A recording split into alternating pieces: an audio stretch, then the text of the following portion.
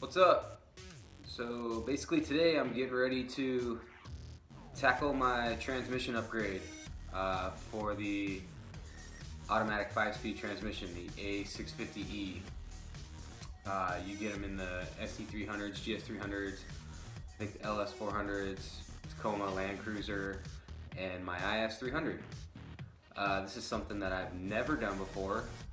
The only thing I'm going off of basically is this local guy here in Arizona, Cody Graham, wrote a tutorial and posted it online back in 2015, and it's how to basically upgrade your transmission on the cheap.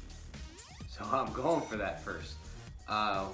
One, because I don't care if I do it right. If I mess up my transmission, this is learning for me, so I really don't care. These things are a dime a dozen. I already got an extra one in case. And if worse comes to worse, I just buy a built one. I bite the bullet and I buy a built one and I move on. So really, this is all just kind of fun and experimental for me. So we're gonna see if I can crack into it and get it done really nice. And if it works, great. If it doesn't, it doesn't. Let's check it out. All right, so here's the beast that we're going to be working with. Basically, I am just keeping it as is. I'm not pulling the bell housing off or anything like that.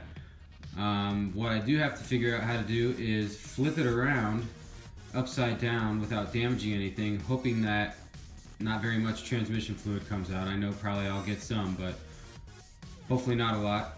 And because I got to get to the underneath where the pan is, so let's see how that works out for me. So I swear I drained my transmission before I pulled it. I swear that I ran my car till it was warm and I got it up to temperature, and then I drained it with a hot engine. I swear I did all these things, and there is still a shit ton of transmission fluid that is in this transmission. Check it out. A ridiculous amount. If you can see the side of the bucket here, that's got to be like 2 or 3 quarts worth, dude. At least. And I'm not sure how many go in there. I mean, I have it written down somewhere. It's at least, I think it's 6. It could be more than that. I'm not sure how many quarts, but I don't know. Don't quote me on that, but that is still a crap load that's still in there. And fortunately enough, I was able to get it upside down without damaging anything, without anything severely spilling. I had this little bucket I used to help me. Don't worry, that's paint on the side, not the color of my transmission fluid, even though it is pretty similar.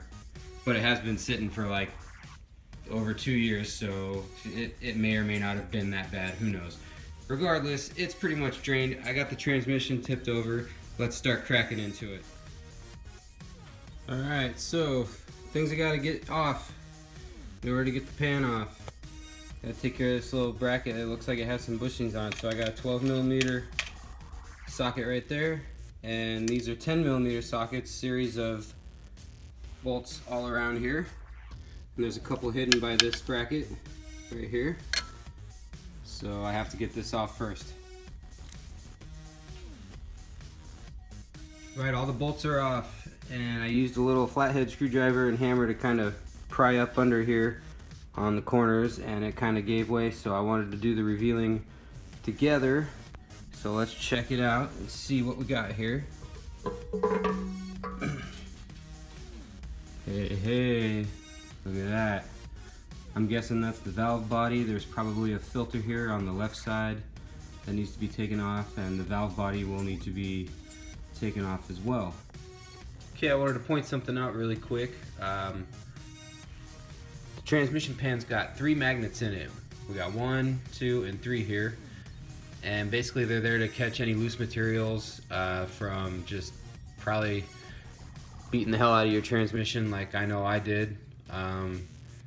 This has never been broke open before, so this is like 140 plus thousand miles. It does look a little gray and burnt, so that's probably some good old shaved up materials from the gears and the whatever else is in there.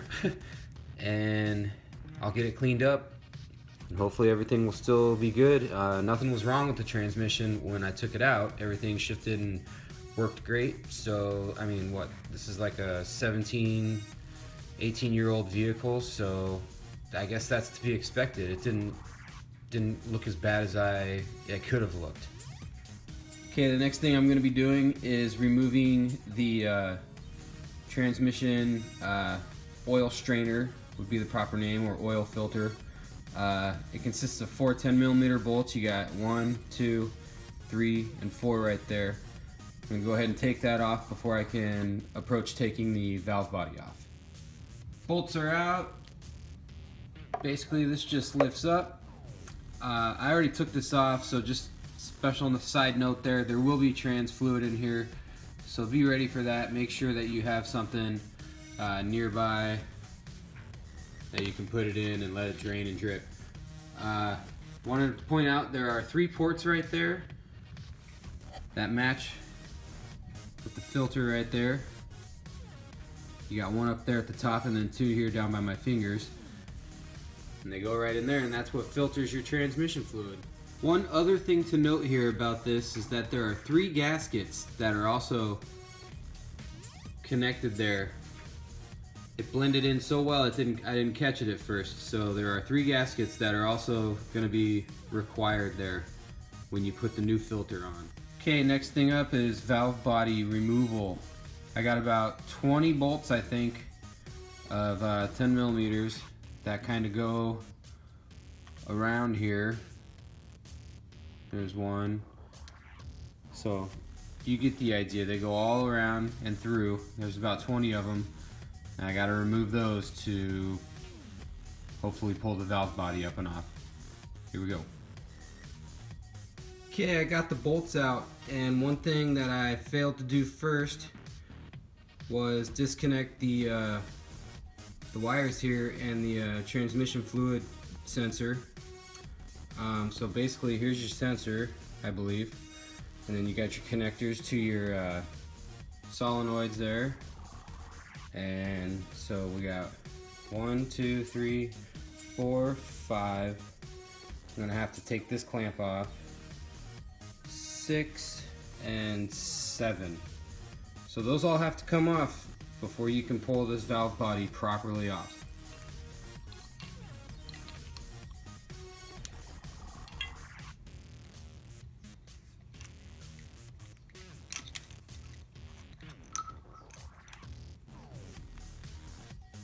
Okay, here's the transmission with the valve body removed. Basically why I had to do this is because these pistons right here got springs inside. Each one of these bad boys do. And they compress. See, I can really push it down in there. And basically I have to shim those springs to make them stiffer. And that should help hold more power, make things a little crispier and better shifting. Another thing I have to do over here with the valve body is, where am I here? Sorry. This little flathead screwdriver screw right here is my pressure switch. So I have to dial that up 1 and raise the pressure on the valve body here, and it's too heavy to have me to show you take it off with the camera in my hand, so I already took it off. But that's basically the valve body. And yeah, so back over to the springs, and we'll be shimming those up here shortly. One thing you got to remember too is, please, if you're getting into a project, hopefully you know better by now, diving into something like this, bag your bolts. Make sure you have everything separated so it doesn't get confusing, because there is a lot of crap here that can go wrong, so make sure you bag it all up. Alright, so here I'm getting ready to adjust the pressure setting on the valve body. I know just a second ago I had pointed to this right here. Just being a first timer at this was the switch that I thought it was, but actually it's not. It's actually this right here. And basically you got 3 settings here. So right now it's on setting 1. In the middle here would be setting 2, and on this side right here would be your highest pressure flow, setting 3. I've been told that most of these are in the middle, Mine, however, was on the lowest setting. So I don't know how that affected things during my normal driving, but basically all you do is you take your flathead screwdriver and you just push in, and it'll go in because there's a spring and it compresses, and you just dial. So there, now I have it in the middle, pushing it back in, and now I have it all the way to the right. So that's going to give me my highest pressure flow for this transmission naturally, without doing any weird stuff to it like adding rods or anything. So yeah, that's how you change the dial on the valve body for transmission pressure. So one thing also to mention is also all this excess sealant here for gasket. I'm going to clean it all off. Same with the transmission pan. I'm going to get under there and get it all wiped up and clean it up so I can have a nice good seal for when I put it all back together. Alright, so basically we're in the shimming part of the accumulators and the buckets here. I am using coins, so right now I've got 6 pennies and 4 nickels. That is going to get me pretty close to 16 millimeters here.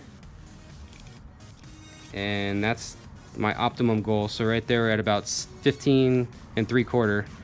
So that's probably as good as we can get. And we're going to go ahead and put them in and install them.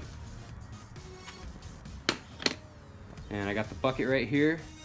It is tapered, even though it doesn't really look like it, so the penny's got to go in first.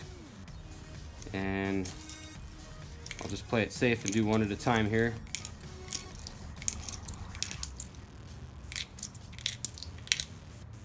So that pretty much filled up the chamber there.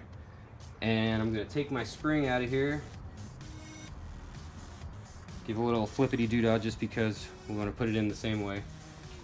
And got to be very careful, because the first time I did this on this one, all the coins fell out and you got to dig them all back out. So I'm going to put this here to kind of block my coins as I place it in and try to get it pulled out right away.